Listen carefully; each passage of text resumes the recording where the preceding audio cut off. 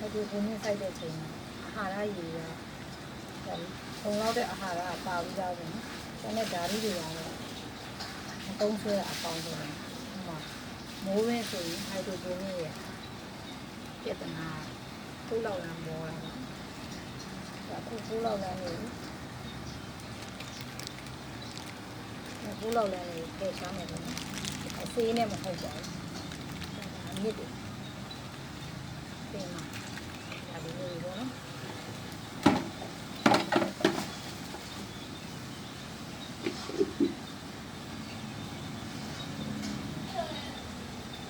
အပူလောက်လာနေထည့်ချမ်းတာပါ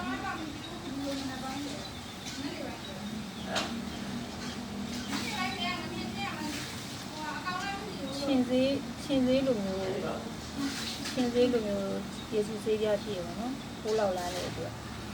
ထိုင်းမှာဝယ်လို့အလွယ်တကူဝယ်လို့ရတယ်နော်ဒါပေမဲ့အဲ့ဒါတွေကိုမထည့်ပါဘူးအရင်ကြီးတွေပါဆိုလည်းမထည့်ဘူးပေါ့ဒီနေ့လေးတွေပါအလုံးဝဟာရရည်ပြကြမယ်ရဖြန်းမြေဩဇာလည်းဟာရရည်ရဲ့ချိုးတာ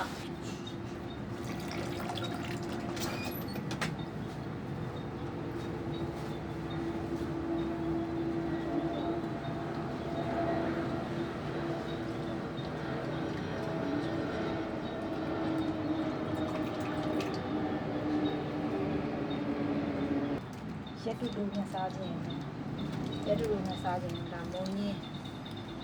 ထိုင်ဝမ်မုံညင်းပေါ့ရက်30မျိုးတွေပေါ့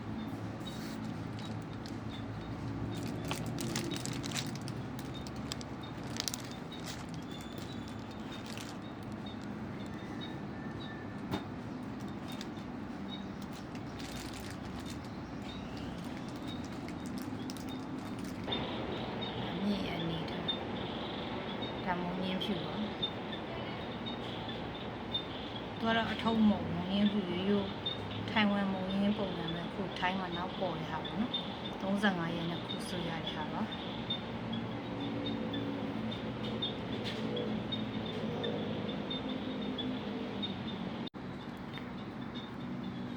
နည်းပညာကိုအသုံးပြုတဲ့ချိန်မှာအန်ဒီအကင်းဆုံးဖြစ်အောင်လို့စိုက်ပျိုးသူတွေကပေါ့နော်လိုက်နာအောင်ပါပေါ့နော်ကိုယ့်ရဲ့နီးလန်းပေါ့ကိုယ့်ရဲ့ဥပဒေနဲ့စားသုံးတဲ့သူတွေအန်ဒီမဖြစ်အောင်လို့စိုက်ပျိုးတဲ့သူတွေကအထူးဂရုစိုက်ပြီးတော့ဈေးဝါးတွေကိုအသုံးပြုရပါတယ်အဲ့ဒါမှာစားသုံးတဲ့သူတွေကရေရှည်အတွက်ခန္ဓာကိုယ်အတွက်ကောင်းမွန်တဲ့အာဟာရကိုပေးမှာပေါ့နော်စိုးကျိုးဖြစ်စေတဲ့ကင်ဆာတို့တခြားမလို့အတက်ယောဂတွေမဖြစ်ပွားအောင်အထူးပြုဆိုင်ရပါမယ်ဒါတော့မငင်းဖြူဆိုင်ထားပါနော်ဒီဘက်ကမငင်းဖြူတယ်ညံတယ်ပေါ့နော်ဒီဘက်ကနေရမရလို့ပါဒီဘက်မိုးအုံတာများနေ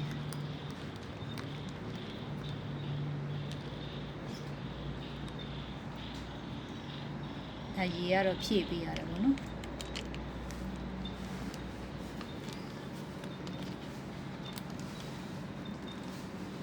3ရက်ကနေ5ရက်တခါစစ်ပေးရတယ်ပေါ့နော်အာဟာရရည်နဲ့ဒါပြိုးပင်ပေါ့ဒီတည်းကကြည့်ရင်ဟိုဘက်ကိုပြန်ရွှေ့ပါပေါ့နော်ဖော်ကန်နေတယ်